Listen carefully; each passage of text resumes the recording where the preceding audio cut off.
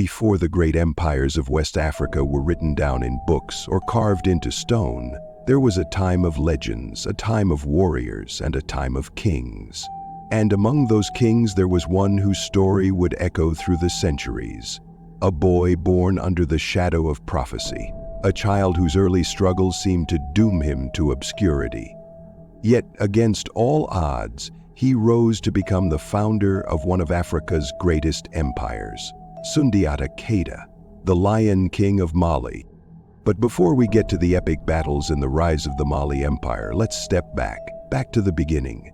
What was so special about this child? Why would his birth spark fear in some, hope in others, and ultimately change the fate of a region? This is a story about destiny. It's a story about overcoming the impossible. It's the story of Sundiata Keita. Long ago, the kingdom of Niani was a quiet, unremarkable place. It was nestled in the fertile lands of what we now call West Africa, where people farmed the earth, fished the rivers, and traded gold, salt, and goods with travelers passing through. The rulers of Niani were not famous or powerful, not yet anyway, but it was here in this humble kingdom that a legend was born. Sundiata's story begins with his parents. His father, Magdan Konfanta, was the king of Niani, a man respected for his wisdom and fairness. Yet his reign was peaceful to the point of being forgettable. He wasn't known for conquests or great achievements. To many, Magdan was simply a quiet ruler doing his duty. But even quiet rulers sometimes find themselves caught in the hands of fate.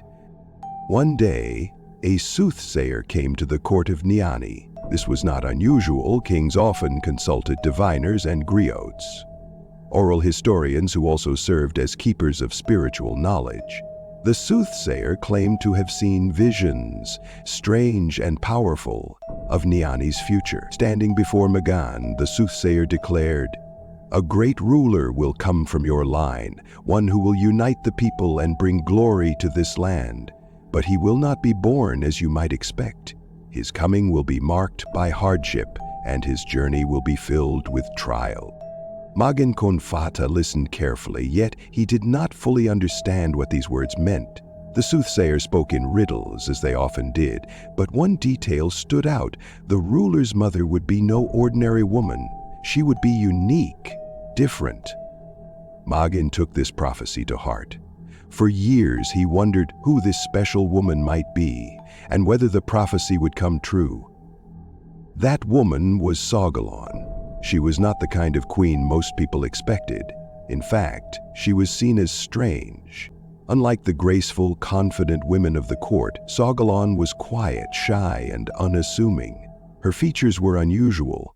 Some even said she looked plain or awkward. She was not what you might call a classic beauty, and this led many to doubt her. How could someone like her be destined to bear a great king? But those who underestimated Sogolon did not see the strength inside her. They didn't know the depth of her spirit. Sogolon was more than she appeared.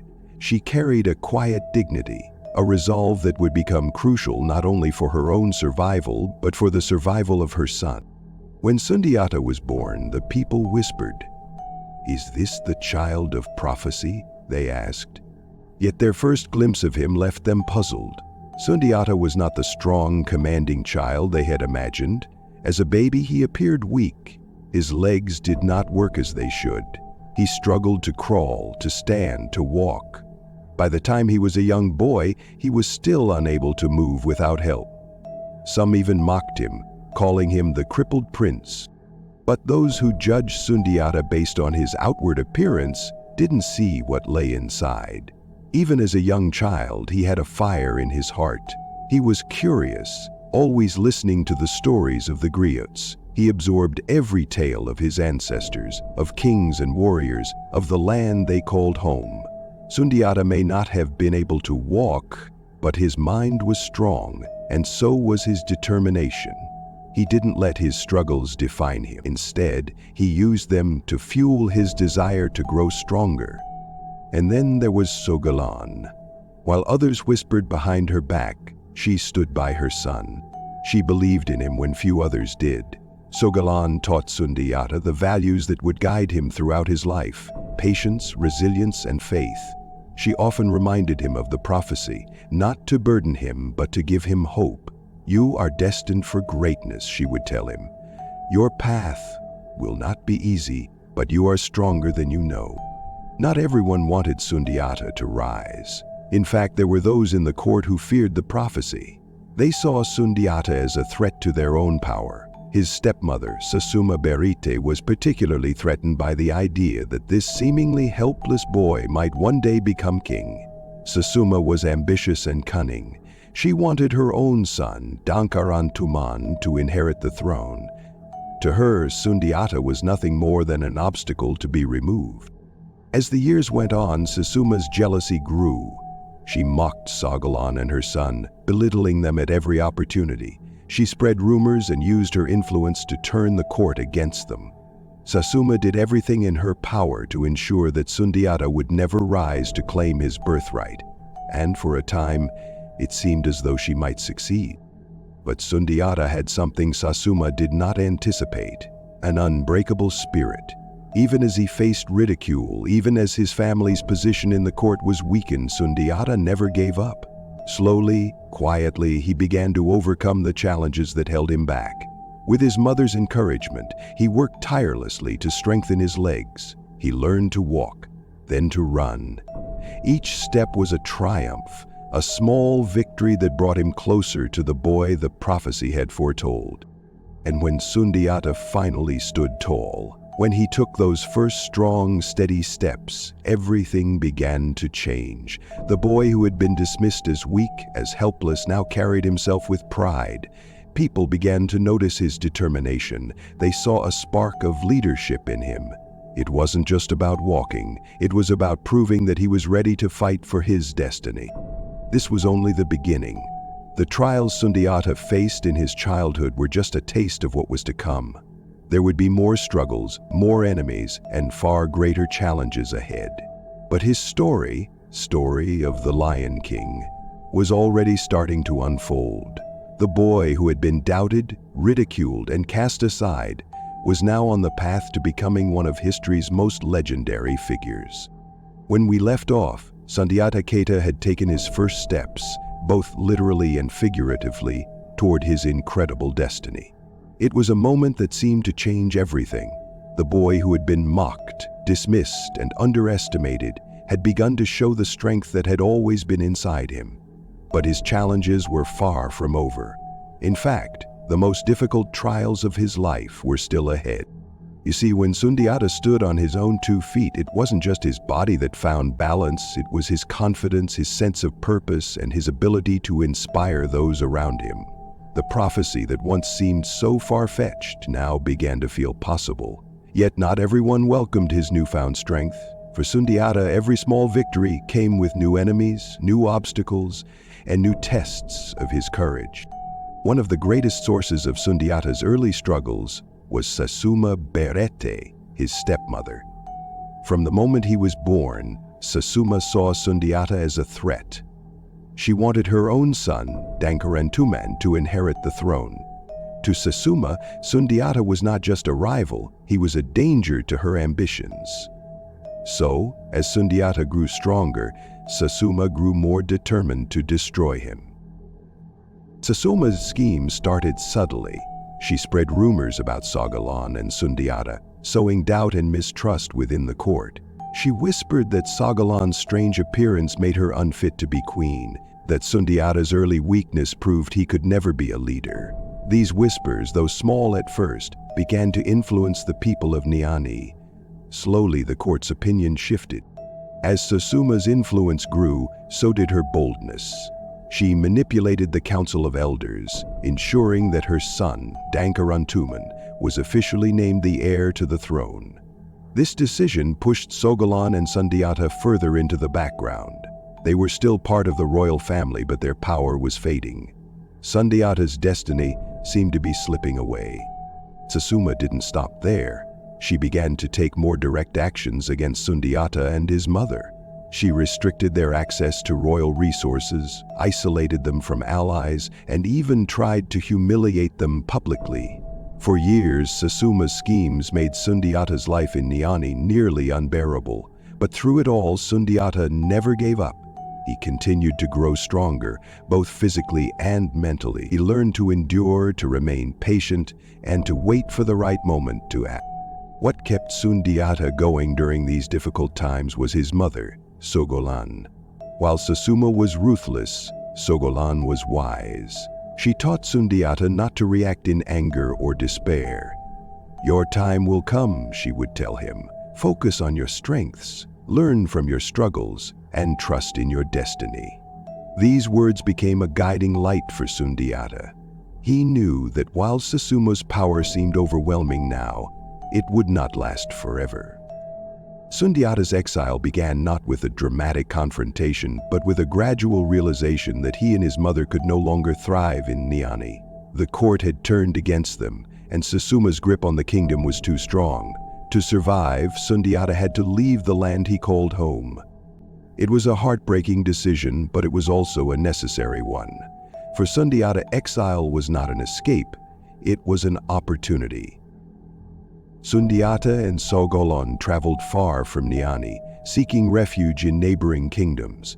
Each place they visited brought new challenges and new lessons. In one kingdom, Sundiata learned about different forms of governance. In another, he studied military tactics from skilled generals. Everywhere he went, he observed, listened, and absorbed knowledge. He was no longer just a prince in exile. He was a student of the world. These years of wandering were difficult. Sundiata often faced prejudice and rejection. Many kings saw him as a potential rival and refused to help him. Others saw him as a powerless outcast not worth their attention. But Sundiata's resilience never wavered. He took every setback as a lesson, every rejection as motivation to improve. Slowly, his reputation began to grow. In time, Sundiata's name became known throughout the region. People whispered about the prince who had overcome his weakness, who had grown strong and wise in exile. They spoke of his determination, his intelligence, and his ability to bring people together. Even those who had doubted him began to wonder if he might be the one the prophecy had foretold. Sundiata's exile also brought him valuable allies. In the courts of foreign kings, he met warriors, scholars, and advisors who would later become key figures in his quest to reclaim his homeland. Each of these individuals saw something in Sundiata that others had missed: a quiet confidence, a sense of purpose, and an unshakable belief in his destiny. They didn't just follow Sundiata because he was a prince. They followed him because he inspired them to believe in something greater. Meanwhile, back in Niani, Susuma's power was beginning to show cracks. Although Dunkaran Tuman had taken the throne, he lacked the strength and vision needed to lead. Under his rule, the kingdom grew weaker. The people of Niani began to question their leadership. Whispers of dissatisfaction spread, and memories of Sundiata's resilience lingered in their minds. They remembered the boy who had defied the odds, who had shown strength even in the face of humiliation. And as the years passed, these whispers turned into quiet calls for Sundiata's return. Sundiata heard these calls, but he knew the time wasn't yet right. He had learned the value of patience, of waiting until all the pieces were in place. While he continued to prepare, Susuma's grip on power weakened further. The very tactics she had used to suppress Sundiata, deception, manipulation, and cruelty, began to backfire. The people of Niani, once loyal to her, now looked to the horizon, hoping that the rightful ruler would one day return. And Sundiata was indeed preparing for his return. In exile, he had not only grown stronger physically, but he had also developed into a skilled leader. He knew how to unite people from different backgrounds, how to build alliances, and how to inspire loyalty. The trials of exile had forged him into a man who could not only reclaim a throne, but also transform an entire kingdom. What makes Sundiata's story so remarkable is that his early struggles, his weakness, his exile, his humiliation did not break him. Instead, they shaped him into a leader who understood the value of perseverance, the importance of unity, and the power of belief in a shared destiny. Sundiata's journey through exile was not just a period of waiting, it was a time of growth, learning, and transformation. They hit. As we move forward in this story, remember that Sundiata's trials were not the end of his journey. They were the foundation of his greatness. His exile was not a punishment, it was a preparation. And as the winds of change began to sweep through Niani, the world would soon see the return of the Lion King, the man who would rise from exile to unite the Mandinka people and lay the foundation for one of Africa's greatest empires.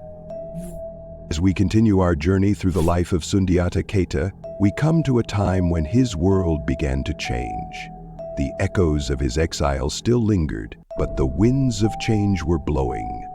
The kingdom of Niani, once stable under the rule of Sundiata's father, had fallen into disarray. Its new rulers, those who sought to erase Sundiata's name from history, found themselves facing challenges they couldn't overcome. And then, from across the land, a new threat began to rise: the Soso kingdom. The Soso, led by King Soumaoro Kanté, were not like other kingdoms. Soumaoro was not content with ruling his own lands. He sought to expand, to dominate, and to crush all who stood in his path. Under his rule, the Soso army swept through the region, taking village after village, kingdom after kingdom. Their power seemed unstoppable. But Soumaoro was not just a warrior. He was a man shrouded in mystery, feared not only for his military might but also for his rumored magical powers. Stories spread that he could make himself invisible, that he could summon spirits to fight by his side, and that he was invincible in battle. These tales may have been exaggerated, but they served their purpose. They struck fear into the hearts of his enemies. As the Soso army grew stronger, the people of Niani faced a dire choice. They could submit to Soumaoro's rule or try to resist, a resistance that seemed destined to fail. Those who remembered Sundiata began to whisper his name once more. They wondered if the boy who had shown such promise could rise again to defend them. But Sundiata was still in exile, far from the land of his birth. Sundiata knew of Soumaoro's conquests. News of the Soso's brutality had reached him in exile. He knew that Niani was in danger, that his people were suffering, but he also knew that returning to lead them would not be easy. Sundiata had spent years learning, growing, and building alliances, yet the thought of confronting an enemy like Soumaoro was daunting. Sundiata was no longer the boy who had been mocked for his weakness, but he had never faced a foe as powerful as this. Still, Sundiata could not turn away. He understood that leadership meant more than personal ambition or glory. It meant taking responsibility for the fate of his people. And so, he began to prepare. The first step was to gather an army, but Sundiata didn't rely solely on numbers. He knew that to defeat Soumaoro, he needed strategy, unity, and courage. He called upon the allies he had made during his years of exile, warriors and leaders who had come to respect him not just for his lineage, but for his character. Slowly, his forces began to grow. Slowly, they counted contributors from among the most skilled fighters in the region. Sundiata's allies didn't just follow him because of the prophecy. They followed him because they believed in his vision. At the same time, Sundiata began to study Soumaoro's tactics. He listened to the stories of those who had faced the Soso and survived.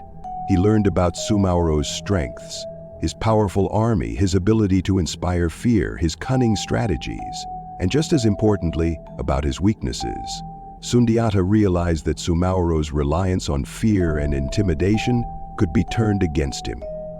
If the people saw that Soumaoro could be challenged, they might begin to hope, and hope could be as powerful as any weapon. Sundiata also understood the importance of building alliances. He knew that defeating Soumaoro would require more than just his own army. It would require a coalition of kingdoms willing to stand together. He reached out to neighboring rulers, convincing them that unity was their only chance of survival. Some were hesitant at first, unsure if Sundiata could truly lead them to victory. But as they saw his determination, his humility, and his wisdom, they began to trust him. Little by little, Sundiata forged a network of alliances that would prove crucial in the battles to come. While Sundiata was preparing, Soumaoro continued his campaigns of conquest. Kingdoms fell, one after another, their leaders either killed or forced into submission. Those who resisted were crushed mercilessly. Soumaoro's reputation as an invincible ruler grew. The people of Niani watched helplessly as the Soso army drew closer, their fear mounting with each passing day. But then, something began to change. Rumors spread that Sundiata was returning. At first, these rumors were met with skepticism. After all, Sundiata had been gone for years. Many had forgotten what he looked like, what he sounded like. Some doubted that he could make a difference against such a formidable enemy. But the whispers didn't stop, and as more and more people heard them, those whispers turned into murmurs of hope. When Sundiata finally began to move his army toward Nyayani, the people's hope turned into action. Villages that had been on the verge of surrender started to resist. Warriors who had been hiding in fear joined Sundiata's cause. Farmers and tradespeople offered supplies, food, and shelter. They didn't just see Sundiata as a leader, they saw him as their best chance for freedom. Sundiata's forces grew, not just in size, but in spirit. His soldiers knew what they were fighting for. They weren't just following orders, they were fighting for their homes, their families, and their future.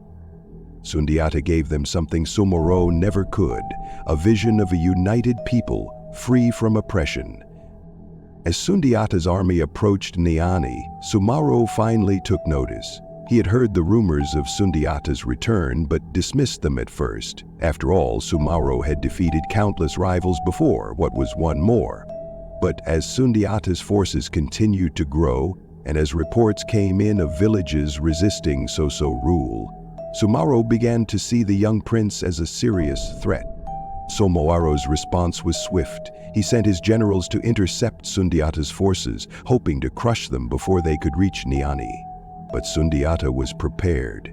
He used the knowledge he had gained during his years in exile to outmaneuver Soumaoro's armies. He anticipated their movements, avoided their traps, and struck when they least expected it. Time and again, Sundiata's forces won skirmishes that should have been impossible. Slowly but surely, they pushed closer to Niani. Then came the day when Sundiata's army reached the outskirts of Niani. The people of the kingdom, weary from years of fear and oppression, came out to meet them. They cheered, they sang, and they prayed for victory. For the first time in years, they felt a glimmer of hope. Sundiata stood before them, not as a boy mocked for his weakness, but as a leader ready to reclaim his homeland. But Sundiata knew that the hardest battle was still ahead. Defeating Soumaoro would not be easy. It would require more than just courage. It would require wisdom, strategy, and unity. Sundiata's forces were strong, but Soumaoro's were stronger. The Soso king's reputation as an invincible leader loomed large. Sundiata had to prove not only to his soldiers but also to himself that he could overcome the odds. As the two armies prepared to clash, the people of Niani held their breath. This was not just a battle for a throne, it was a battle for the future of the entire region. If Sundiata could defeat Soumaoro, it would mean freedom for the people who had suffered under the Soso's rule. But if he failed, it would mean the end of their hope. And so, on a dusty field outside of Niani, the stage was set for one of the most important battles in West African history. Sundiata's forces, united by a common cause, faced Soumaoro's army, feared for its strength and brutality. The stakes could not have been higher. This was not just a fight for power, it was a fight for justice, for freedom, and for the legacy of a people. The sun rose slowly over the battlefield. Dust hung in the air, stirred by the movement of thousands of warriors preparing for battle. On one side stood Sundiata Keita, the exiled prince who had spent years building alliances, gathering strength, and preparing for this very moment. On the other side was Soumaoro Kanté, the Soso king whose conquests had spread terror across the land. The Battle of Kirina wasn't just a clash of armies. It was a turning point in history, a moment that would decide the future of West Africa. And as the two forces lined up, tension filled the air. For Sundiata, this was more than a fight for a throne. It was a fight for his people, his homeland, and the legacy he had been destined to create. But how did Sundiata get to this moment? How did he prepare his army for a battle against a force as powerful as the Soso? It wasn't just about numbers. Sundiata knew that his success depended on strategy, determination, and the will of his people. He had spent years in exile, gathering knowledge and forging alliances. Now, all of that preparation would be put to the ultimate test. In the weeks leading up to the battle, Sundiata's forces grew stronger each day. Warriors from neighboring kingdoms arrived, drawn by the promise of freedom and unity. Farmers and villagers brought supplies, food, and encouragement. Griots, storytellers, and keepers of history spread the word that Sundiata was the true leader who would bring peace to the land. People believed in him, not because he promised power or wealth, but because he stood for something greater, the hope of a better future. Sundiata understood that this hope was his greatest weapon. While Soumaoro ruled through fear, Sundiata inspired loyalty and trust. He knew his people were willing to fight not just for him, but for themselves, their families, and their future generations. This unity gave Sundiata's army a strength that could not be measured in numbers alone. As Sundiata's army marched toward the battlefield, they faced challenges at every turn. Soumaoro had spies watching their every move. He knew Sundiata was coming, and he prepared his forces accordingly. The Soso army was vast, well-trained, and experienced in crushing any who dared oppose them. Soumaoro's generals were ruthless, his warriors disciplined, and his reputation for magical powers made him seem invincible. But Sundiata was not afraid. He had learned from his years of exile that the greatest strength comes from within. He trusted in his people's courage, in his own leadership, and in the bonds that united them all. He also trusted in the wisdom of his advisors, who helped him plan each step of their approach. In the days before the battle, Sundiata's camp buzzed with activity. Soldiers sharpened their weapons, repaired their armor, and practiced formations. Griots told stories of past victories to keep morale high. Sundiata moved among his troops, speaking to them directly, listening to their concerns, and reminding them of what they were fighting for. His presence alone was enough to inspire confidence. Even the most nervous warriors felt a surge of courage when they saw their leader standing tall, ready to face whatever came next. As the Soso army prepared on the other side of the battlefield, Soumaoro made his own moves. He positioned his best warriors at the front, ready to crush Sundiata's forces in a single blow. He used fear as his weapon, spreading rumors of his invincibility. Many believed that Soumaoro had magical powers that made him unbeatable, but Sundiata refused to be intimidated. He knew that even the most fearsome enemy could be defeated if you found their weakness. Sundiata's strategy was simple yet brilliant.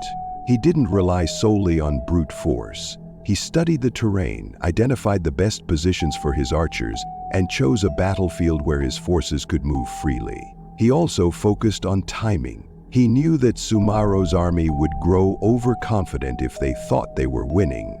Sundiata planned to draw them in, let them feel secure, and then strike at their most vulnerable moment. The night before the battle, Sundiata held a council with his closest advisors. They reviewed their plans, made last-minute adjustments, and spoke of what was at stake. But Sundiata also took time to speak to his soldiers directly. He reminded them that they were not just fighting for a king, they were fighting for their homes, their families, and their future. He told them that victory was not just possible, it was inevitable, as long as they stood together. When the sun rose on the day of the battle, the two armies stood face to face. The Soso forces stretched across the horizon, their banners flying, their warriors ready. Sundiata's army, though smaller, stood firm. The men and women in his ranks knew they were outnumbered, but they also knew they had something the Soso didn't: hope, unity, and a leader they believed in. The battle began with a clash of shields, spears, and arrows. The ground shook as thousands of warriors charged into the fray. Soumaoro's forces were as fierce as the stories claimed. They fought with the confidence of a people who believed their king was invincible. But Sundiata's warriors matched their courage. Each time the Soso pushed forward, Sundiata's forces pushed back. The battlefield became a sea of dust, sweat, and determination. Sundiata himself was at the front lines, not hiding behind his soldiers but fighting alongside them. His presence inspired those around him. Warriors who had once been unsure of their strength found new courage when they saw Sundiata leading the charge. They fought not just for survival, but for the belief that they could win. And slowly, that belief began to spread. The battle raged on for hours. Each side gained ground only to lose it again. Soumaoro's generals used their well-practiced tactics, but Sundiata anticipated their moves. He directed his forces with precision, sending reinforcements where they were needed most and pulling back when necessary. His years of study, observation, and preparation paid off as he outmaneuvered the Soso's powerful but predictable strategies. Then, at a critical moment, Sundiata made his move. He led a direct assault on the Soso's strongest flank, breaking their formation and scattering their forces. Soumaoro's soldiers, once so confident, began to falter. Rumors spread through their ranks that Sundiata was unstoppable, that he was the one destined to bring them down. Fear began to take hold. Adoleka listened. As the day wore on, it became clear that the tide was turning. Sundiata's forces gained momentum, driving the Soso back. What had once seemed impossible was now within reach. The warriors of Niani, who had suffered under Soumaoro's rule for so long, fought with renewed strength. They saw their enemy retreating, and they knew that victory was near. By the end of the battle, Sundiata's army stood victorious. The Soso forces, once so powerful, were broken. Soumaoro himself fled the battlefield, his reputation as an invincible ruler shattered. The people of Niani celebrated not just a military victory, but a liberation. They had been freed from fear, oppression, and division. And at the center of it all stood Sundiata Keita, the Lion King, who had led them to this historic moment. The Battle of Quirina was more than just a military triumph. It was a turning point that united a people and set the stage for the rise of the Mali Empire. It showed that even the most powerful oppressor could be defeated when people stood together, and it proved that Sundiata Keita was not just a prince or a warrior. He was a leader who embodied hope, courage, and the unbreakable spirit of his people. From the dust and chaos of the battlefield, a new era began. Sundiata's victory didn't just end Soumaoro's reign, it began the rise of a united Mali, a kingdom that would grow into one of Africa's greatest empires. The Lion King's journey was far from over, but this moment at Quirina marked the fulfillment of the prophecy that had surrounded his life from the very beginning. It was the moment when Sundiata Keita became more than a man, he became a legend. With the dust of battle still settling, Sundiata Keita stood as a symbol of hope. The victory at Quirina had broken the power of the Soso kingdom and ended the reign of terror under Soumaoro Kanté. But this was only the beginning.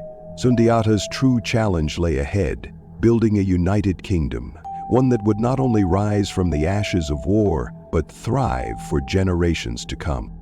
The first steps after any great battle are the hardest. Though Sundiata's army had achieved a stunning victory, the land had been scarred by years of conflict. Villages were destroyed, trade routes were disrupted, and many people were left without homes. Sundiata understood that while defeating Soumaoro was a tremendous accomplishment, it was not enough. His people needed more than a conqueror. They needed a ruler who could restore order, rebuild what had been lost, and create something greater than what had existed before. Sundiata began by reaching out to the various clans and communities that had been divided under Soumaoro's rule. These groups had long histories, their own customs, and sometimes conflicting interests. Sundiata knew that uniting them under one banner would require patience, respect, and wisdom. He didn't rely solely on his title or his military success. Instead, he listened to their concerns, honored their traditions, and worked to find common ground. Slowly, the Mandinka people began to see themselves not as separate clans, but as part of a larger whole. At the same time, Sundiata started to rebuild the economy. He reopened trade routes that had been closed during Soumaoro's campaigns. inviting merchants from across West Africa to bring their goods to the newly liberated land. With the return of trade came prosperity. Farmers began planting their fields again, artisans returned to their workshops, and markets buzzed with activity. Sundiata's vision was not just about restoring what had been lost. It was about creating a stronger, more resilient society. But rebuilding the economy was only one piece of the puzzle. Sundiata understood that a lasting empire needed more than wealth. It needed a shared identity. To achieve this, he turned to the griots, those skilled storytellers and historians who preserved the memory of the people. Sundiata worked closely with these griots, ensuring that the stories of his journey, his struggles, and his victory were passed down through generations. These stories were not just entertainment, they were the foundation of a collective identity. They reminded the people of their shared history, their shared struggles, and their shared destiny. Sundiata also sought to create laws that would ensure stability and fairness. He gathered wise leaders, scholars, and spiritual advisors to help craft a set of rules that would guide the empire. These laws were designed to protect the weak, ensure justice, and maintain harmony among the diverse communities under his rule.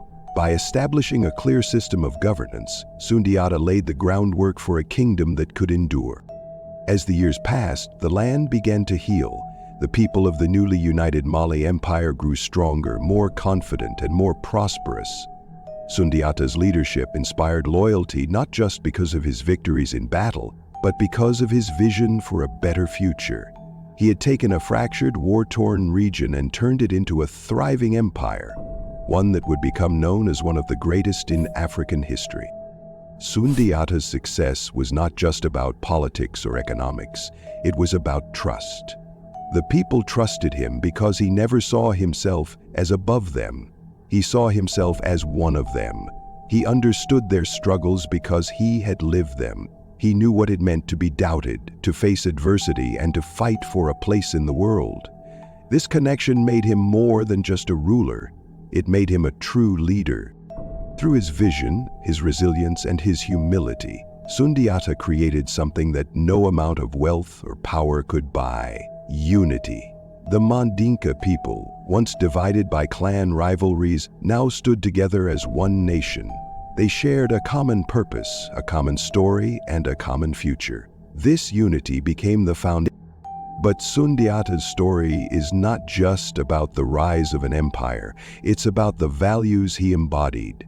Perseverance in the face of hardship, wisdom in the face of conflict, and compassion in the face of division. These values didn't just shape his rule, they shaped the identity of the Mandinka people and set an example for leaders across the region. From the moment he took his first steps as a child, Sundiata defied expectations. His journey was not an easy one, but it was a journey that transformed a boy born under a prophecy into a man who fulfilled it. Sundiata Keita's legacy is not just a legacy of power or conquest. It's a legacy of hope, a reminder that even the greatest challenges can be overcome with courage, unity, and a vision for a better future. Now that we've seen how Sundiata united the Mandinka people and began laying the foundation for the Mali Empire, it's time to look closer at the structures that would make his vision last.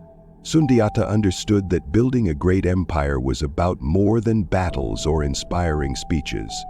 It required the right systems of government, justice, and commerce.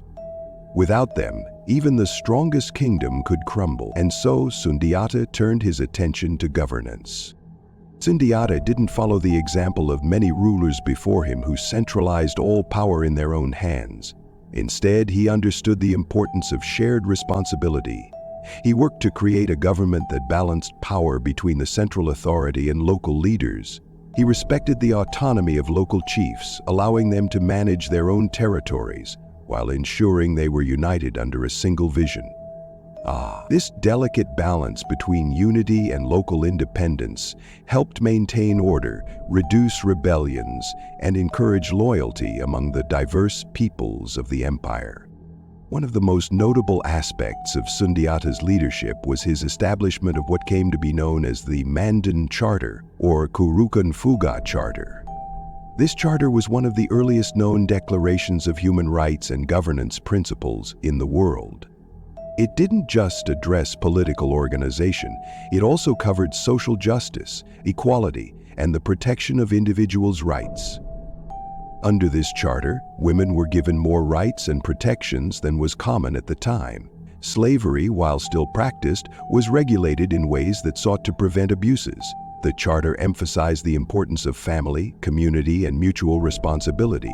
It declared that the Mandinka people were one family and that they should care for one another. It also established clear rules for succession, taxation, and resolving disputes. By setting these principles down, Sundiata created a framework that allowed the Mali Empire to grow and thrive for centuries. What's remarkable is that Sundiata's approach wasn't based solely on force or fear. It was built on trust, fairness, and a shared vision of what a united people could achieve. While many rulers before him had relied on intimidation to maintain control, Sundiata relied on inclusion. He gave his subjects a stake in the success of the empire. By ensuring that their rights were protected and their leaders were accountable, he inspired loyalty that outlasted his own reign. But governance was only one part of Sundiata's strategy. He also knew that an empire needed a strong economy to prosper. West Africa was already a region rich in natural resources, particularly gold, salt, and fertile farmland. Under Sundiata's leadership, the Mali Empire became a hub of trade. Caravans traveled from the edges of the Sahara Desert to the bustling markets of Mali, carrying goods, culture, and ideas. The gold from Mali's mines became some of the most sought after in the world. In fact, at its height, the Mali Empire supplied much of the gold that fueled the Mediterranean and Middle Eastern economies. Sundiata established policies to ensure that trade could flourish. He maintained secure trade routes, built partnerships with neighboring kingdoms, and fostered a reputation for honesty and fairness in commerce. As traders passed through Mali's cities, they found not only wealth but also order. They knew they could conduct business safely, and this trust attracted even more merchants. Over time, Mali became a center of wealth and influence, its markets buzzing with activity, its cities growing larger and more sophisticated. The city of Niani, Sundiata's capital, was transformed. Once a small, unassuming settlement, it grew into a thriving center of trade and administration. Artisans crafted goods that were prized across the region. Farmers produced surpluses that fed not only their own people but also the caravans passing through. Sundiata invested in infrastructure, shops, and marketplaces, making it easier for goods to move in and out of the empire. This careful planning turned Mali into one of the wealthiest empires of its time. Yet for Sundiata, wealth alone was not the ultimate goal. He saw commerce as a means to improve the lives of his people. The prosperity that trade brought allowed communities to rebuild after years of conflict. It provided resources to maintain peace and stability. It also supported cultural and intellectual growth, as scholars, artists, and religious leaders came to Mali seeking opportunity and inspiration. Under Sundiata's rule, the Mali Empire became a cultural crossroads. While his successor, Mansa Musa, would later become famous for his support of learning, Sundiata laid the groundwork. He encouraged the sharing of knowledge between different communities. Travelers from across Africa and beyond brought stories, philosophies, and religious teachings to Mali's cities. Local griots continued their work as the keepers of history, ensuring that the achievements of Sundiata and his people were never forgotten. What makes Sundiata's leadership so extraordinary is that it was forward-thinking. He didn't just focus on the immediate needs of his people, he thought about the generations to come. He wanted to build something that would last, something that would inspire others. His careful attention to governance, commerce, and culture allowed the Mali Empire to flourish long after his reign. As we look back at Sundiata's legacy, it's clear that he was more than a warrior or a king. He was a visionary. He transformed a region fractured by war and division into a strong, united empire. He created systems that promoted fairness and justice. He built an economy that brought prosperity to countless people. And he fostered a culture that celebrated knowledge, history, and creativity. It's easy to focus on the dramatic battles or the wealth of the empire, but the real heart of Sundiata's story lies in his values, his belief in unity, his respect for justice, and his determination to create a better future for his people. It's a story that reminds us of the power of resilience, the importance of vision, and the lasting impact one leader can have when they lead with wisdom and compassion. Now, let us turn our focus to the warriors who stood by Sundiata Keita's side. Although Sundiata is remembered as the Lion King, even the strongest leader cannot build an empire alone. His journey to uniting the Mandinka people and founding the Mali Empire was made possible by a trusted group of loyal followers, men and women whose courage, skill, and loyalty became the backbone of his rising kingdom. In every great story of leadership, there are the unsung heroes, the generals who command the armies, the advisors who plan the strategies, and the companions who offer strength and comfort in the darkest times. Sundiata's inner circle was no different. These were not just soldiers or servants, they were people who believed in Sundiata's vision and shared in his struggles. One of the most renowned among them was Fakoli Doumbia. Among Sundiata's allies were men like Manding Bori. Fakoli was known for his incredible strength, his sharp mind, and his unshakable loyalty. He was a strategist and diplomat not only to help Sundiata, but also as the alliances Sundiata's ability to unite different clans and communities.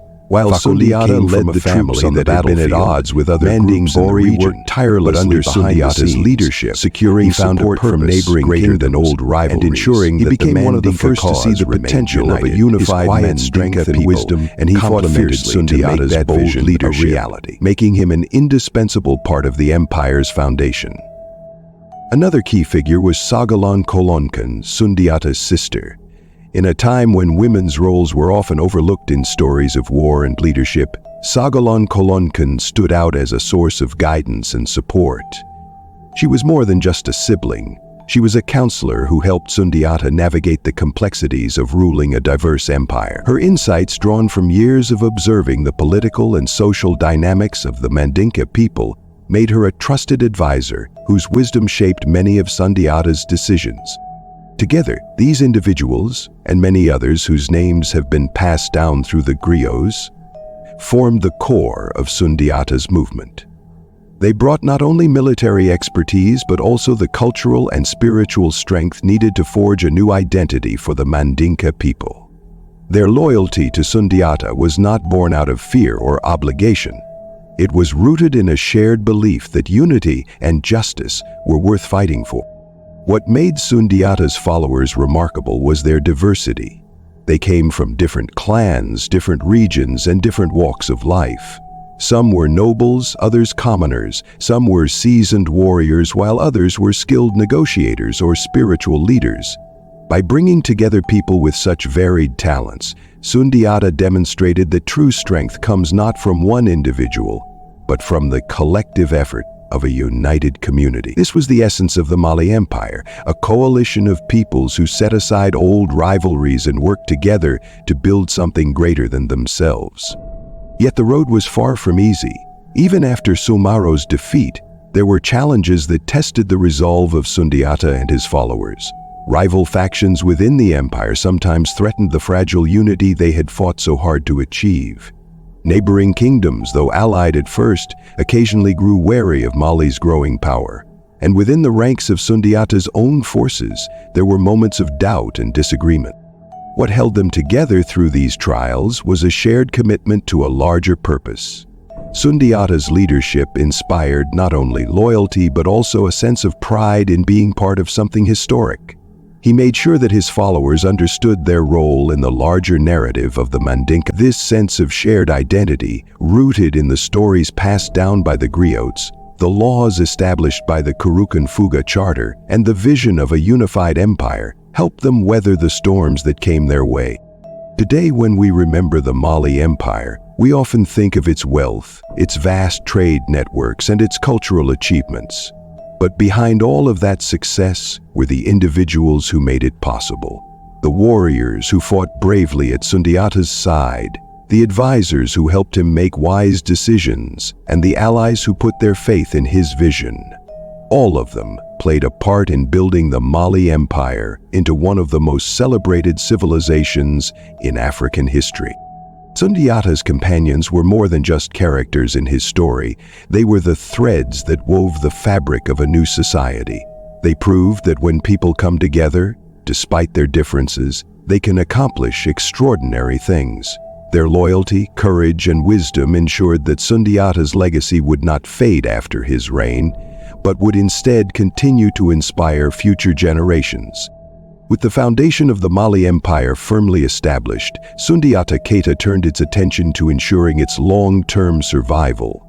Building an empire from the ground up was one thing, but making it last was another challenge altogether. Sundiata knew that true success meant creating something that would outlive him, something that future generations could inherit and continue to grow. And so, the focus shifted from conquering and uniting to governing and maintaining. One of Sundiata's most important steps was to ensure that the newly united Mandinka people had a sense of identity and shared purpose. While the Mandinka clans had long histories, they had also experienced division and conflict in the past. Sundiata understood that to keep the empire strong, he needed to create a sense of belonging that went beyond regional or clan loyalties. This wasn't just about politics, it was about culture. The griots, those skilled storytellers who carried the oral histories of the Mandinka people, became central to this effort. Sundiata encouraged them to preserve the story of his rise and the unity of the Mandinka people. By spreading these stories, the griots helped create a shared memory, a collective narrative that gave the people a reason to feel proud and connected. They reminded the empire's citizens of what they had achieved together and why it was worth protecting. Through these stories, Sundiata's own journey became a symbol of resilience and hope. His early struggles, his exile, his triumph over adversity, all of it became part of the identity of the Mali Empire.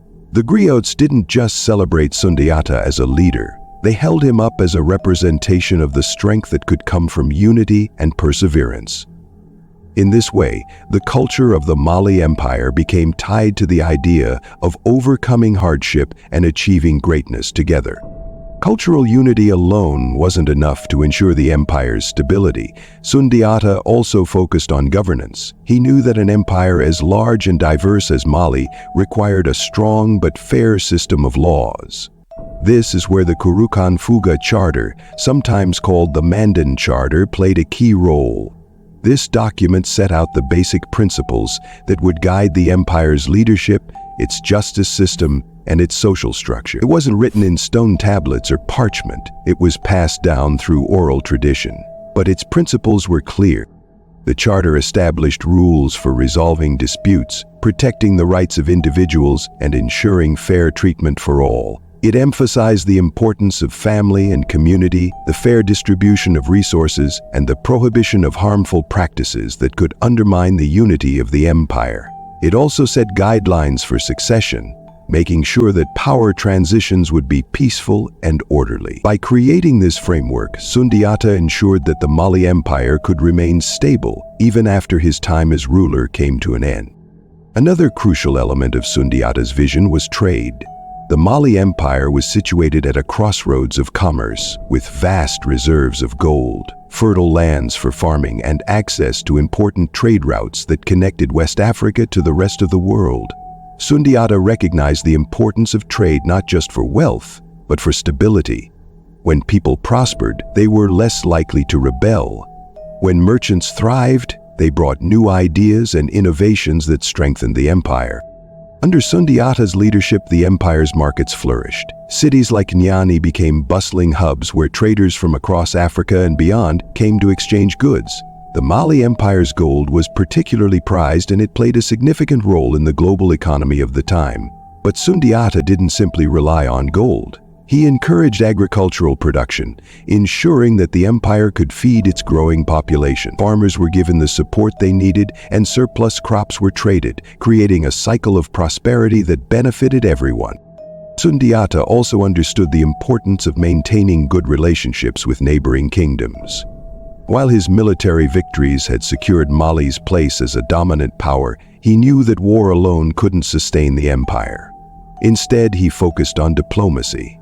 By forging alliances, marrying into influential families, and establishing mutual trade agreements, Sundiata created a network of partnerships that helped ensure the empire's stability. These alliances didn't just prevent conflicts, they also brought new ideas, technologies, and cultural exchanges that enriched the Mali Empire. Through all of this, Sundiata showed that leadership wasn't just about being strong on the battlefield. It was about understanding the needs of the people, the importance of justice, and the power of cooperation. His ability to bring together different groups, create fair systems, and foster economic growth turned Mali into more than just a collection of territories. It became a true empire. By the end of his reign, Sundiata had built something extraordinary. The Mali Empire was not just a political entity, it was a vibrant, thriving civilization. Its wealth, culture, and sense of shared identity set it apart from many other kingdoms of the time. But what truly made Sundiata's legacy remarkable was the fact that he didn't just create an empire, he created the conditions for it to endure. Even after Sundiata's death, the structures he put in place, both cultural and political, allowed the Mali Empire to continue growing. His successors built on the foundation he had laid, expanding its influence and turning it into one of the greatest empires in African history. The Mali Empire's golden age, which would come after Sundiata's time, was made possible because of his vision, his leadership, and his unwavering commitment to the well-being of his people. By now we've seen how Sundiata Keita united the Mandinka people, established the Mali Empire, and set it on the path to greatness. But the true measure of a leader isn't just what they accomplish during their lifetime. It's also about the legacy they leave behind. For Sundiata, that legacy was felt not only in the Mali Empire's enduring strength, but also in the culture, traditions, and sense of identity that he helped to create. What made Sundiata's legacy so powerful was his deep understanding of the importance of history. He recognized that the stories of the past weren't just tales to entertain, they were lessons, warnings, and inspirations. This is why the griots, West Africa's oral historians, played such a crucial role in his reign. Sundiata worked closely with these griots, ensuring that the story of his rise and the unification of the Mandinka people was preserved and passed down through generations. The griots didn't just tell Sundiata's story, they wove it into the very fabric of the Mali Empire's culture. They made sure that everyone, from the common farmer to the noble warrior, understood the trials Sundiata had faced, the challenges he had overcome, and the values he had upheld. This shared history gave the Mandinka people a sense of pride and purpose. They weren't just subjects of an empire, they were part of a story that connected them to one another and to their ancestors. Sundiata's legacy wasn't just about the past, though. It was also about the future. By establishing strong laws, promoting justice, and encouraging trade and prosperity, he laid the groundwork for future rulers to build upon. His successors inherited a stable, united empire with a clear system of governance. They didn't have to start from scratch. They could build on the solid foundation that Sundiata had created. One of the most striking aspects of Sundiata's legacy is how it endured even after his reign ended. The Mali Empire didn't just survive, it thrived. Over time, it grew to become one of the wealthiest and most influential empires in African history. Its cities, like Timbuktu and Gao, became centers of learning and culture. Scholars, merchants, and travelers from across the known world came to Mali, drawn by its reputation for wealth, stability, and intellectual vibrancy. And yet, through all of this growth, the story of Sundiata remained central. His journey from exile to emperor, his courage in the face of adversity, and his vision for unity continued to inspire not only the people of Mali, but also others far beyond its borders. His story was told and retold, not just by griots, but by families, teachers, and community leaders who saw in Sundiata's life a lesson about resilience, leadership, and the power of coming together for a common purpose. Today, the legacy of Sundiata Keita is still felt. While the Mali Empire eventually gave way to new powers and new empires, the values and ideas he championed have never faded. His story remains a cornerstone of West African history, A reminder of what can be achieved when people come together to overcome challenges and build something greater than themselves. In many ways, Sundiata's greatest legacy wasn't the Mali Empire itself, but the enduring message of hope, unity, and perseverance that he left behind. His life showed that even in the face of incredible odds, it's possible to rise, to lead, and to create a future that generations can be proud of. Now, as we bring our story of Sundiata Keita closer to its end, let's take a moment to reflect on the world he left behind. The Mali Empire, under his leadership, was more than just a powerful kingdom. It was a place of transformation, a place where people from different backgrounds and beliefs could come together, united under a shared vision. But what does this mean for us today? Why does Sundiata's story still resonate after all these centuries? To answer that, we have to think about what he truly accomplished. Sundiata's achievements weren't just about building an empire. They were about showing what's possible when people rise above their differences, when they choose unity over division and hope over despair. When Sundiata started his journey, he was a boy who faced incredible odds. His early life was filled with challenges, physical weakness, exile, and the constant threat of those who wanted to see him fail. And yet, he persevered. He never gave up on his dream of creating a better life for his people. His resilience reminds us that greatness isn't about never falling down. It's about getting back up, time and time again.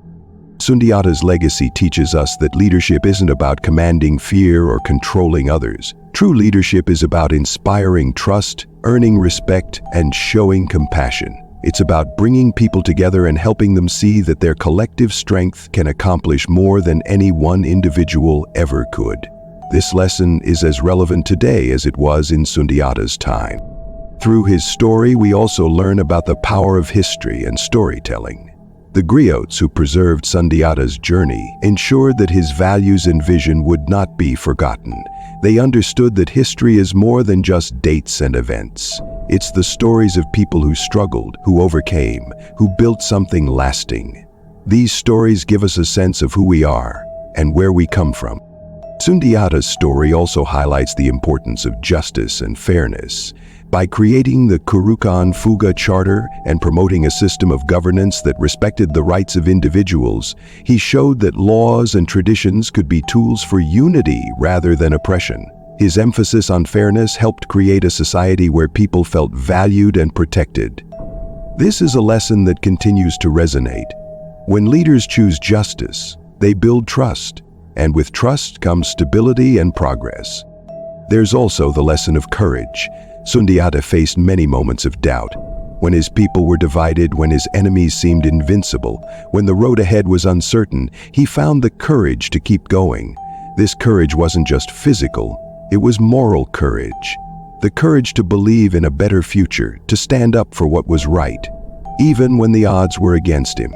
This kind of courage can inspire all of us, in our own lives, to keep striving for what we know is possible. And then there's unity. Sundiata's greatest achievement wasn't just building an empire, it was uniting people who had once been enemies. He brought together diverse clans, different regions, and varying traditions under one banner. By showing them a shared purpose and a shared destiny, he proved that unity isn't just about survival, it's about thriving. This is perhaps the most important lesson of all, that we're stronger together than we are apart. As we look back on Sundiata's story, we see not just a historical figure, but a source of inspiration. His life reminds us of the potential within all of us to rise above our challenges, to lead with compassion, and to create a legacy that makes the world a better place. Whether it's in our communities, our countries, or our own personal lives, Sundiata's example shows us what can be achieved when we believe in ourselves and in one another. And so, Sundiata Keita's story doesn't really end. It continues to live on, not just in the pages of history books or in the tales of the griots, but in the hearts of people who strive to make their world better. His journey from exile to emperor is a reminder that no matter where we start, no matter what obstacles we face, we have the power to shape our own destinies. As we reach the end of Sundiata's story, it's important to remember that his life wasn't just about battles, victories, or even the establishment of an empire. It was also about the legacy he left behind, the lasting imprint of his leadership, his vision, and his values. For generations, the Mandinka people carried forward his ideals, and the Mali Empire flourished as a result. One of the most powerful aspects of Sundiata's legacy was the cultural identity he helped shape. Before Sundiata, the Mandinka people were fragmented. They had their own traditions, their own leaders, and often their own rivalries. But under his guidance, these separate groups began to see themselves as part of a greater whole. They learned that their shared history and common struggles could unite them rather than divide them. And from that unity came strength. Strength that would carry them through the generations. Central to this sense of identity was the role of the griots. These storytellers, historians, and advisors were entrusted with preserving Sundiata's story and sharing it with each new generation. Through their words, the people remembered not just the facts of what happened, but also the values and lessons embedded in Sundiata's life. His resilience, courage, and commitment to justice were passed down, becoming part of the Mandinka people's moral foundation. Sundiata's story wasn't just about leadership or governance, it was about the power of example. He showed that a ruler didn't have to rely solely on fear or force to maintain order. Instead, he led with compassion, understanding, and fairness. By respecting local leaders, listening to his people, and ensuring that everyone had a voice, Sundiata earned the loyalty of his subjects. That loyalty endured even after his passing, enabling the Mali Empire to continue thriving. His emphasis on unity and fairness extended beyond political boundaries. The principles outlined in the Kuruka Charter, which served as a code of governance, reflected Sundiata's vision of a just society. By protecting individual rights, promoting equality, and discouraging corruption, he created a foundation for long-term stability. This was more than a legal framework. It was a set of ideals that shaped how the Mandinka people saw themselves and their role within the empire. Under Sundiata's successors, the Mali Empire expanded, becoming one of the largest and wealthiest states in African history. Its cities, like Timbuktu and Gao, became centers of trade, culture, and learning. Scholars and traders from far and wide traveled to Mali, drawn by its reputation for stability and prosperity. Though Sundiata himself did not live to see the empire's golden age, his vision set the stage for all of it. The wealth of Mali, its vibrant culture, and its intellectual achievements all trace their roots back to Sundiata's leadership. Today, Sundiata's legacy continues to inspire. His story reminds us of the importance of perseverance. It shows us that even the most difficult challenges can be overcome through determination and belief in a greater purpose. His life teaches us that leadership is not about ruling over others, but about serving them, lifting them up, guiding them, and helping them find a path forward. In many ways, Sundiata's journey is a universal one. We all face moments of doubt, times when the road ahead seems too difficult. We all encounter obstacles that test our courage and resilience. Sundiata's story reminds us that those moments of struggle are also moments of opportunity. They are chances to rise above fear, to find strength we didn't know we had, and to create something meaningful. Something that lasts. Sundiata Keita's life may have come to an end, but his story was far from over. The Mali Empire he established would go on to experience great triumphs, lasting cultural achievements, and challenges that tested the very foundations he had built. Part of what made Sundiata's legacy so remarkable was how it continued to guide his people through these times, serving as a source of inspiration, wisdom, and unity even after his passing. In the years that followed Sundiata's reign, Mali became known not just for its wealth, but for its influence across the African continent and beyond. It was an empire that drew traders, scholars, and travelers from distant lands. The cities of Mali flourished, becoming centers of commerce, culture, and learning. Timbuktu and Gao, in particular, grew into legendary hubs of trade and scholarship. The empire's gold-fueled economies far beyond its borders, and its reputation for stability and prosperity attracted people from all corners of the known world. Yet, even as Mali grew in power and wealth, the memory of Sundiata remained central.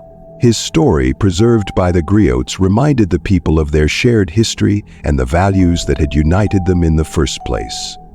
The griots ensured that the tale of Sundiata was not just a distant memory, but a living tradition, something that each generation could learn from and be inspired by. What set Sundiata apart, even in death, was that his legacy wasn't just about the empire's riches or territorial reach. It was about the ideas and principles he instilled in his people. The Karukan Charter, which he helped establish, continued to serve as a guiding set of laws. It wasn't a written document, but its oral tradition carried weight, offering a framework for justice, fairness, and governance. It reminded rulers and subjects alike of their responsibilities, to each other, to the community, and to the generations yet to come. As time went on, Mali faced challenges. Leadership transitions, external pressures, and internal divisions tested the empire's resilience. But it was during these difficult moments that Sundiata's legacy shone brightest. His story was a reminder of what could be achieved through unity, courage, and vision. When rival factions threatened to tear the empire apart, leaders invoked Sundiata's example to call for peace and cooperation. When external threats loomed, the memory of Sundiata's victories gave the people confidence in their strength and ability to overcome adversity. It's remarkable to think about how one person's life could continue to shape a civilization long after their passing. Sundiata's leadership had laid a foundation so strong that it carried the Mali Empire through both its brightest and most challenging days. And, even as the empire evolved and changed, the principles he had established remained. Mali's golden age, which emerged after Sundiata's time, was marked not just by wealth but by cultural and intellectual growth. The empire became a center for knowledge, where scholars gathered to study, teach, and preserve important texts. Libraries and universities, most notably in Timbuktu, became renowned across the Islamic world and beyond. This thirst for learning and exchange of ideas reflected the openness and forward thinking that Sundiata had encouraged in his early governance. What's truly extraordinary is how Sundiata's influence reached beyond the borders of Mali. His story, as told by the griots, became part of the wider West African oral tradition. It spread to neighboring regions, inspiring other communities and leaders. People across the region looked to his example as a model for how to lead, how to unite, and how to create a society where justice and fairness were more than just ideals. They were lived experiences. And even as the centuries passed, the core of Sundiata's message remained relevant. His story wasn't just about one empire, one time, or one people. It was about the universal principles of leadership, resilience, and the strength of a united community. This is why Sundiata's tale has endured. It's not just a historical account, it's a lesson, a reminder of what we can achieve when we come together, when we face our challenges head-on, and when we lead with purpose and compassion. Today, when we look back on Sundiata Keita's life, we see more than just a great ruler. We see a man who turned personal struggle into triumph, who united a divided people, and who built a legacy that would last for generations. His story reminds us that even in the face of incredible odds, one person's vision, determination, and courage can change the course of history. As we near the conclusion of our journey through the life and legacy of Sundiata Keita, it's important to think about what made his story so special. Sundiata wasn't just a king or a conqueror, he was a unifier, a leader who brought people together and showed that even the greatest obstacles could be overcome. But his legacy wasn't only about the power he gained or the battles he won. It was about the lessons he left behind, lessons that continue to resonate long after his time. One of the most enduring aspects of Sundiata's legacy is the sense of identity he helped foster among the Mandinka people. Before Sundiata, the Mandinka were divided. They had their own clans, their own leaders, and their own rivalries. But Sundiata showed them that they were stronger together. He demonstrated that when people put aside their differences and work toward a shared purpose, they can achieve remarkable things. This message wasn't just important for the Mandinka during Sundiata's time, it's a universal truth that continues to inspire. As we reach the end of this story, we hope it's left you inspired, reminded of the power of resilience, courage, and unity. Sundiata's journey from humble beginnings to the heights of leadership shows us that greatness isn't about where you start, but where your determination and vision can take you. Sundiata's story is just one of countless tales that shine a light on the strength of the human spirit. And at Stories of Legends, we're committed to bringing you more stories like this. Stories of heroes, trailblazers, and visionaries who changed their world and left an enduring legacy. If you've enjoyed this journey, if you want to explore more incredible histories and learn from the triumphs of those who came before us, make sure to subscribe to Stories of Legends. By subscribing, you'll never miss an episode and will always have a chance to discover the wisdom, courage, and inspiration found in these timeless tales. So go ahead, hit that subscribe button, and let's continue exploring the stories that have shaped our world. Together, we'll uncover the lessons of the past to inspire our future. Through the stories told by the griots, Sundiata's journey became more than just history. It became a source of guidance and inspiration for generations. The griots preserved the memory of his challenges and triumphs, his wisdom and courage. They reminded people not just of what happened, but of what it meant. Sundiata's story taught that no matter where you start, no matter how many struggles you face, it's possible to rise above them and achieve greatness. Sundiata also showed that leadership isn't just about power, it's about service. He didn't rule by fear or oppression. Instead, he led with fairness, compassion, and a deep respect for his people. He made sure that local leaders retained a say in governance, and he worked to ensure that laws were just and fair. His example demonstrated that true leadership comes from earning the trust of those you lead and making decisions that benefit everyone, not just a select few. Another powerful lesson from Sundiata's life is the importance of unity. He understood that divided communities would always struggle, while united ones could thrive. His efforts to bring the Mandinka people together weren't just about creating a strong empire. They were about showing that unity can help overcome the toughest challenges. Sundiata's story reminds us that even when it feels like everything is working against us, there is strength in coming together, supporting one another, and believing in a common goal.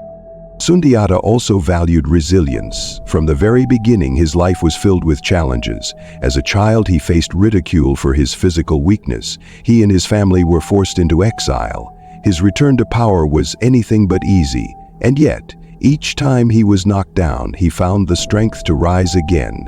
His determination never wavered. This resilience became one of his most defining traits and a key part of his legacy. It's a reminder that setbacks are not the end of the story. They're often the beginning of something greater. The Mali Empire that Sundiata established wasn't just a political or military achievement, it was a cultural triumph. Under Sundiata's guidance, Mali became a place where people of different backgrounds could live and work together. It became a center of trade, art, and learning. It wasn't just a kingdom, it was a vibrant, thriving civilization. This cultural richness was a direct reflection of Sundiata's belief in the importance of inclusion and collaboration. After Sundiata's time, the Mali Empire continued to grow and prosper. It became one of the wealthiest and most influential empires in African history. Its cities, like Timbuktu and Gao, attracted scholars, traders, and travelers from all over the world. The empire's gold, agricultural resources, and intellectual contributions made it a key player on the global stage. And though Sundiata wasn't alive to see this golden age, it was his vision and leadership that made it possible. The foundations he laid allowed Mali to thrive for centuries. Today we look back on Sundiata Keita not just as a historical figure, but as a source of inspiration. His story is one of courage, perseverance, and hope. It's a story that teaches us the power of unity, the importance of fairness, and the strength that comes from resilience. Sundiata's journey reminds us that leadership is about more than titles or crowns. It's about serving others, staying true to your principles, and working toward a brighter future for everyone. As we remember Sundiata's legacy, we see that his impact went far beyond the borders of Mali. His example influenced not only the people of his time, but also countless others who came after him. His story continues to be told not just because of what he accomplished, but because of what he stood for. Sundiata Keita showed the world that even the greatest challenges can be met with determination, that even the most divided communities can find unity, and that even the most unlikely beginnings can lead to incredible achievements. Sundiata's story is just one of countless tales that shine a light on the strength of the human spirit. And at Stories of Legends, we're committed to bringing you more stories like this. Stories of heroes, trailblazers, and visionaries who changed their world and left an enduring legacy. If you've enjoyed this journey, if you want to explore more incredible histories and learn from the triumphs of those who came before us, make sure to subscribe to Stories of Legends. By subscribing, you'll never miss an episode, and will always have a chance to discover the wisdom, courage, and inspiration found in these timeless tales. So go ahead, hit that subscribe button, and let's continue exploring the stories that have shaped our world. Together, we'll uncover the lessons of the past to inspire our future.